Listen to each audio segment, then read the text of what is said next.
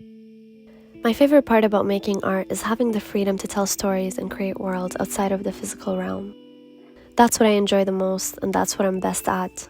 This is the space where I would say I feel most comfortable, where I can get into the flow state easily and get lost in the process. The rush comes at the end, as the result is almost always a surprise. Now, I do try to use references, but very lightly and mostly to get a general outline of the subject, whereas the details, composition, and light source is always dictated by me. Alright, we talked about what my happy place in art is. Now let's talk about what I enjoy the least. When I try to replicate an existing form to a T, that's honestly the least fun part for me. But in some cases, it's necessary to make a surreal scene more believable. Like this painting, where I have to capture the entirety of the dome of the rock with its true details and values.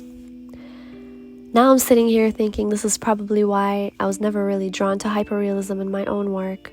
Although I find it fascinating in theory, to me it's boring in practice and not as enjoyable as surrealism.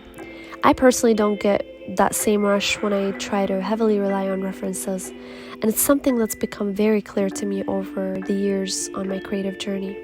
Quite frankly, has helped me find my so-called style, which has one core basis, and that is to allow emotions narrate a visual story from beginning to end, and to give the human imagination power over the subject and a full playground to roam free.